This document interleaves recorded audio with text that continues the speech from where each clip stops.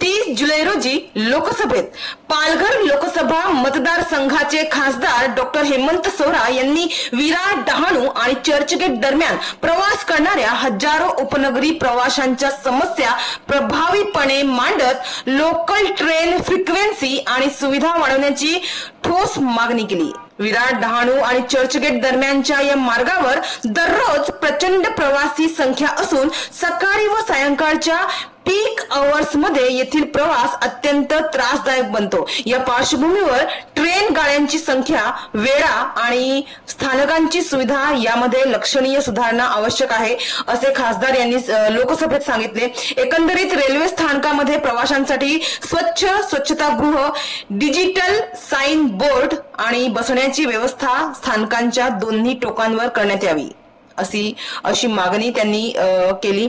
तसेच लोकसभेत त्यांनी नवीन सेवा सुरू करण्याची मागणी देखील केली आहे, जसे की सकाळी 4 वाजता डहाणूहून चर्चगेटकडे लोकल सेवा सुरू करावी, संध्याकाळी 6 वाजता विरारहून डहाणूकडे अतिरिक्त लोकल चालवावी आणि सध्या डहाणूपर्यंत चालणाऱ्या लोकल्स उंबरगाव स्थानकापर्यंत वाढवाव्यात, अशा मागण्या खासदार सौरा यांनी लोकसभेत मांडल्या। या मागण्यांमुळे सामान्य प्रवाशांना होणारा त्रास कमी होईल, त्यांचा प्रवास अधिक सुकर आणि वेळेवर होईल, तसेच उपनगरी भागाचा विकास देखील गती घेईल, अशी भावना सौरा यांनी यावेळी व्यक्त केली।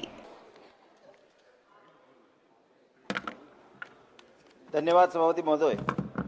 मैं आपके माध्यम से सरकार और रेल मंत्रालय का ध्यान विरार डहाणू लोकल सेवा की तरफ आकर्षित करना चाहता हूं। विरार से चर्चगेट के बीच लोकल ट्रेन की फ्रीक्वेंसी बढ़ा देनी चाहिए, विशेषकर पीक आवर्स में जो 6 बजे विरार से डहाणू और डहाणू से विरार ये एक्स्ट्रा ट्रेन चलाई जाए। विरार से डहाणू के बीच एसी लोकल ट्रेन सेवा जल्द ही शुरू की जाए। इस रूट पर नॉन एसी लोकल ट्रेनों की संख्या एवं फ्रीक्वेंसी में भी वृद्धि जरूरी है। ट्रेनों में डिब्बों की संख्या 12 से बढ़कर 15 की जानी चाहिए ताकि भीड़ को नियंत्रित की जा सके।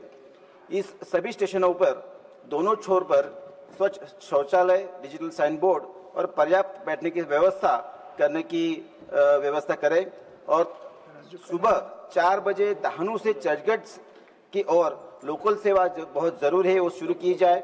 शाम 6 बजे विरार डहाणू की एक्स्ट्रा सेवा की जाए और लोकल सेवा जो डहाणू तक सीमित है वो उंबरगांव तक एक्सटेंड किए जाए, ऐसे में मांग करता हूं। धन्यवाद। धन्यवाद जी।